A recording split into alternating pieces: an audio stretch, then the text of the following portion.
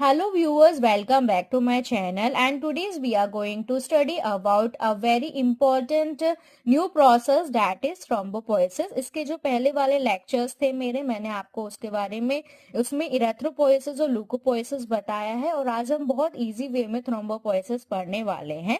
thrombopoiesis इतना कोई बड़ा नहीं है, छोटा सा ही है, तो आज हम स्टडी करेंगे इसके बारे में। थ्रोम्बो मतलब होता है प्लेटलेट और पोएसिस मतलब होता है सिंथेसिस। मतलब प्लेटलेट के बनने की प्रोसेस को हम क्या बोलते हैं? थ्रोम्बोपोएसिस बोलते हैं।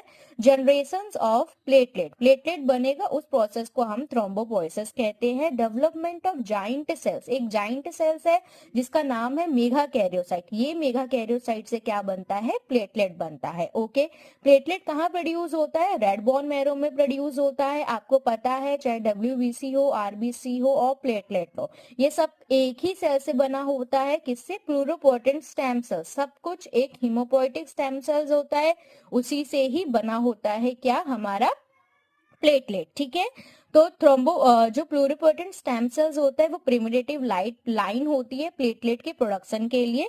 लेकिन यहाँ पे एक थ्रोम्बोपोएटिन फैक्टर होता है जिसको हम क्या बोलते हैं? टीपीओ।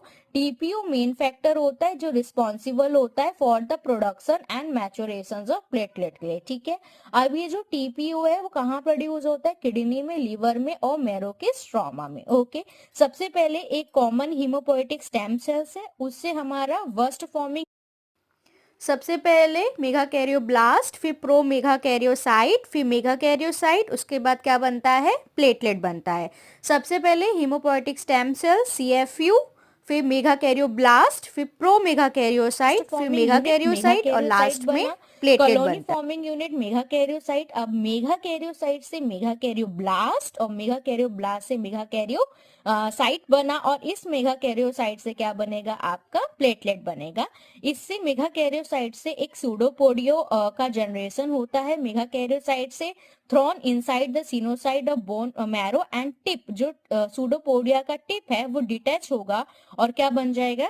प्लेटलेट बन जाएगा। ठीक है, और इस प्लेटलेट को हम क्या बोलेंगे? थ्रोम्बोसाइट बोलते हैं। और इसी की वजह से इस प्रोसेस को हम आप इजीली देख सकते हैं मेगाकैरियोब्लास्ट कैसे दिखता है। फिर स्टेज 2 में क्या आता है? प्रो मेगाकैरियोसाइट, फिर ग्रैन्यूल मेगाकैरियोसाइट और लास्ट में क्या आता है? मैच्योर मेगाकैरियोसाइट बोलते हैं। और फिर लास्ट थ्रोम्बोसाइटोसिस। साइटोसिस मतलब अगर लेवल थ्रोम्बोसाइट का, प्लेटलेट का बढ़ जाता है तो हम उसको साइटोसिस बोलते हैं।